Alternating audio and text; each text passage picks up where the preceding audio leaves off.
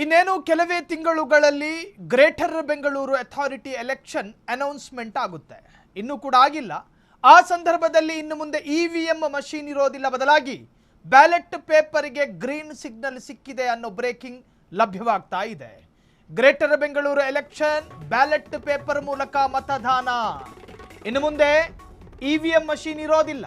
ಇವಿಎಂಗೆ coke ಸಿಕ್ಕಿದೆ, ballot ಪೇಪರ್ಗೆ green signal ಸಿಕ್ಕಿದೆ ಎಂದು ಹೇಳಲಾಗುತ್ತಿದೆ.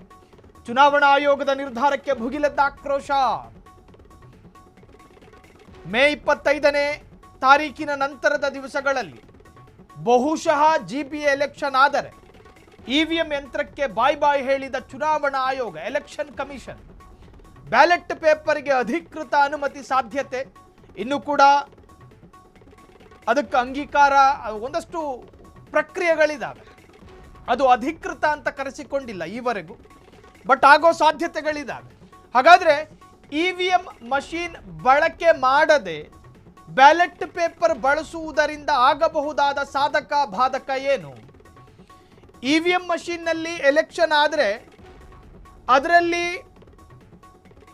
ಕೆಲವೊಮ್ಮೆ ಭ್ರಷ್ಟಾಚಾರಗಳಾಗ್ತವೆ, ಹ್ಯಾಕ್ ಮಾಡಲಾಗುತ್ತೆ. ಇವಿಎಂ ಮಷೀನ್ನಲ್ಲಿ ನಾವು ಬಟನ್ಸ್ಗಳನ್ನು ಬದಲು ಮಾಡಿ ಆಮಿಷಕ್ಕೆ ಬಲಿಯಾಗಿ ಭ್ರಷ್ಟಾಚಾರಕ್ಕೆ ತಿರುಗಿ ಕೆಲ ಅಧಿಕಾರಿಗಳು ಅದನ್ನ ದುರ್ಬಳಕೆ ಮಾಡಿಕೊಳ್ತಾರೆ ಅನ್ನೋ ಆರೋಪ ಇತ್ತು. ಅಸೆಂಬ್ಲಿ ಮತ್ತು ಎಂಪಿ ಎಲೆಕ್ಷನ್ಗಳಲ್ಲಿ ಇವಿಎಂ ಹ್ಯಾಕ್ ಅಂತ ನಾವು ವರದಿ ಮಾಡ್ತಾ ಇದ್ವಿ. ಕೆಲವೊಂದು ಭಾಗಗಳಲ್ಲಿ ಇವಿಎಂ ಅನ್ನ ಹೊತ್ತೊಯ್ಯಲಾಯಿತು, ಇವಿಎಂ ಮಷೀನ್ನಲ್ಲಿ ತಾಂತ್ರಿಕ ದೋಷಗಳು ಕಂಡು ಬಂದಿತ್ತು.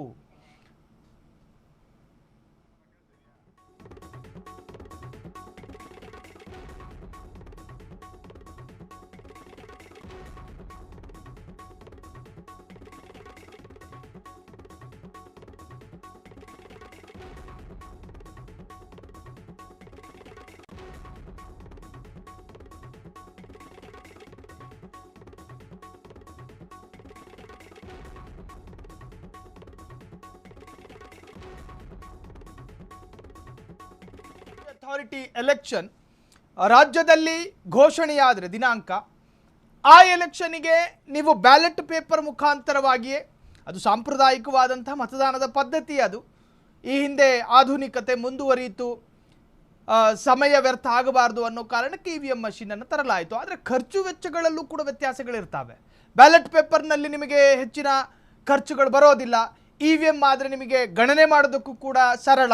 ಹಾಗಾಗಿ ಪರವಿರೋಧ ಚರ್ಚೆಗಳು ಕೂಡ ಶುರುವಾಗಿದೆ. ಒಟ್ಟಾರೆ ಎಲೆಕ್ಷನ್ ಕಮಿಷನ್ ವಿರುದ್ಧವೂ ಕೂಡ ಅಪಸ್ವರಗಳೆದಿದ್ದಾವೆ. ಮೇ 25ನೇ ತಾರೀಕು ಅಂದರೆ ಇದೇ ವರ್ಷ ಒಂದು ವೇಳೆ ಜಿಬಿಎ ಎಲೆಕ್ಷನ್ ದಿನಾಂಕ ಅನೌನ್ಸ್ಮೆಂಟ್ ಆದರೆ, ಆ ಎಲೆಕ್ಷನ್ ಆಗುವುದಾದರೆ ಅದು ಬ್ಯಾಲೆಟ್ ಪೇಪರ್ ಮುಖಾಂತರನೇ ಅಂಥೇಳಿ ಚುನಾವಣಾ ಆಯೋಗ ಸಿದ್ಧತೆಯನ್ನು ಮಾಡಿಕೊಂಡಿದೆ. ಅಧಿಕೃತವಾದ ಘೋಷಣೆಯಲ್ಲ, ಸಿದ್ಧತೆ ಜೊತೆಗೆ ನಿರ್ಧಾರವನ್ನು ಮಾಡಿಕೊಂಡಿದೆ ಎಂದು ಹೇಳಲಾಗ್ತಾ ಇದೆ.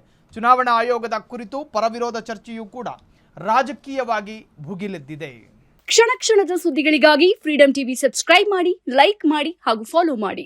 ಹೊಸ ಸುದ್ದಿಗಳ ನೋಟಿಫಿಕೇಶನ್ಗಾಗಿ ಬೆಲ್ ಐಕಾನ್ ಮೇಲೆ ಕ್ಲಿಕ್ ಮಾಡಿ.